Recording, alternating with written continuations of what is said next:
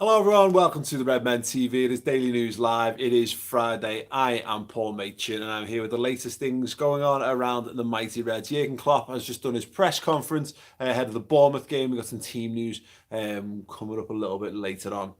But something I want to pick up on from earlier in the week, and not something it just fell between the gaps. I've not had time to discuss it on anything yet, but we saw the video come out a couple of days ago, taken from the West Ham game of Mo Salah receiving racist abuse from a fan from the West Ham end. That story's moved on a little bit. Obviously, there was a massive furore over it, and rightly so, of course. West Ham then conducted what they call a thorough investigation on it. And have subsequently handed over all the evidence that they've gathered over to police. West Ham have made the statements that they obviously will look to seek bans for any football fans who are caught to be giving out racist abuse. And once again, absolutely rightly so. It shouldn't need me to say this in 2019, but racism, just no. Just no to racism, thanks. And obviously, doubly for us, of course, because we've got such a great love for Mohamed Salah. He's such a wonderful human being by all accounts as well. So yeah, disgusting behaviour. It's something that it's a sad and shameful part of football, and I thought football's past, but given the world we live in at the moment, it seems to be running all the more rife, but definitely something that does not belong, again, that shouldn't be said, but definitely should not belong in any way, shape or form at the football. But what this is not, is what this isn't, by the way, is something that should be used as a tool to beat West Ham fans, all West Ham fans. It's not the case. I think we all do this a bit too quickly, as when we've seen it when someone of our own fan base is something stupid online, and hopefully not as bad as this, but and then this just shows what Liverpool fans are like, etc., etc. It's not. This is not an indicator about West Ham fans in general. I know plenty of really nice, non-racist West Ham fans. So it's hopefully something that gets sorted. Hopefully the person responsible gets gets everything that's coming to them, and hopefully never gets to set foot inside a football stadium again.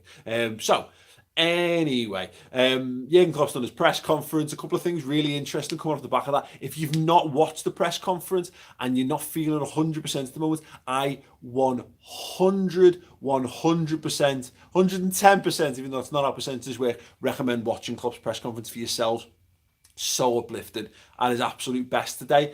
One comment, because we've seen the thing doing the rounds on social media, Spy and Cop are trying to push this, but making sure that people get in the ground early, make sure they're singing, waving flags, etc. So trying to generate as big an atmosphere long before kickoff as possible to really set the tone for the game, which needs to be thoroughly applauded. Absolutely, if you go into the game tomorrow, make sure that you do. Make sure that you get in there and make sure you leave nothing. And Jurgen Klopp referenced it. He used that. He said it's a German expression. It's shouting your soul onto the pitch. Yeah, that all day long. I think look, most people who do go to, I feel do that. So yeah, it's brilliant, and I love that. This is what I love about our football club, is that it's not done in some way. It's not like, oh, the club are going to put loads of baby blue and white toilet roll out. Who am I thinking of who does that? You know what I mean? To try and generate atmosphere.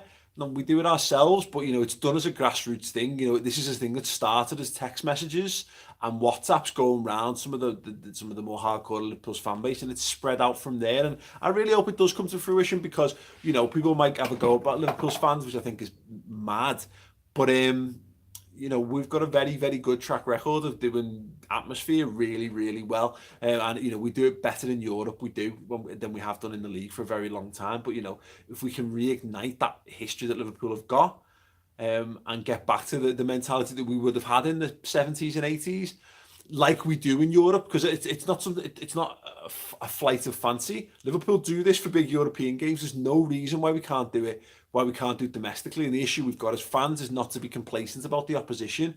I don't care, come to the game and give everything you've got, and that's the very least we should be able to ask of ourselves. And to be honest, it's the most we can do to impact Liverpool doing anything, but it's also, I think, the least that we can do. So yes, injuries. Jurgen Klopp was asked about the fitness of a number of players, and we know this. Dejan Lovren out of the weekend, still no return date set for him, but what Jurgen said was the aim is to get him ready for Bayern Munich, and Liverpool are going to need to have him ready for Bayern Munich, because as we know, Virgil van Dijk suspended and Joe Gomez is not going to be fit for that game either, so we need Lovren and we need Matip fingers crossed for that game. So yeah, that will be the focus for Dejan Lovren. Gini Wijnaldum trained yesterday. Fantastic news. Jordan Henderson trained yesterday. Fantastic news. Trent Alexander-Arnold trained yesterday. Fantastic news. So that means that Liverpool potentially have 3 first-team players back in contention for this game. Amazing. Now, he's going to check them again. He did say Trent didn't complain of any problems. He's been out the longest, of course, of those lads. So I just judging from that, I think we might well see him in, but it wouldn't shock me to see a James Milner get another go, or maybe even a Jordan Henderson back in that role, because it's, yeah, Trent's too important. And if you're already having issues over the centre halves, it might be the best just to give him one more game out. But then are you going to drop Trent in with no football for like, what, over a month into a Champions League game against Bayern? That's where it's very tricky. And I wonder whether we might give him 60, or maybe we bring him on for the last half an hour or something like that. Might be the best way to deal it. But Gini Wijnaldum, Henderson, these are all going to have proper fitness tests. We'll see how they get on today in training. But that bodes so much better. I think if Liverpool are going to kick things on, if Liverpool are going to basically turn around to all the doom merchants, all the naysayers, the people who said, oh, Liverpool have bottled it, blah, blah, blah, blah, AIDS, then they're going to need to get back to winning games, and hopefully winning games convincingly as well. So I think Liverpool can do it. I think it should be a very good game. I think Bournemouth, as mentioned, good side. Definitely going to cause us problems, and Dom Solanke being in there does make you clench a little bit, because although he didn't get the goal return at Liverpool, he just didn't. He is a talented lad, certainly. So yeah, very, very exciting. I get some comments coming in the comment section underneath what you think this is going to go, who you think of those players should start, and anyone that you would be a little bit more careful with in that regard. So let us know in the comments. Make sure you drop a like on this video as well. I will not be at the game this weekend. I'm absolutely devastated. Family reasons. Hopefully I'll still have a family come the end of the weekend, and I'll be able to press on with the rest of the season. But no, the normal raft of content is coming your way. The build-up show is out now. Chris has done a fantastic interview with Thomas Gronmark, who is Liverpool's throwing coach. Everyone went, oh, Liverpool got a throwing coach. Chris sat down within 50 minutes. It's on the website. It's fascinating, very insightful stuff. If you thought throw-ins are boring, let this guy integrate you into it, let him put a smile on your face. And 2 exclusive interviews on the website today, right now. I had a chance to chat to Jamie Carragher and a chance to Liverpool's all-time goal scorer, Ian Rush. Fantastic stuff, talking a lot about the pressure and why the pressure doesn't really impact footballers the way that we think it does. So although we might be feeling the pressure as fans, odds are Liverpool's squad aren't quite. And also how Liverpool's fans can actually help to have a positive impact on between now and the end of the season. So get over to the redmentv.com.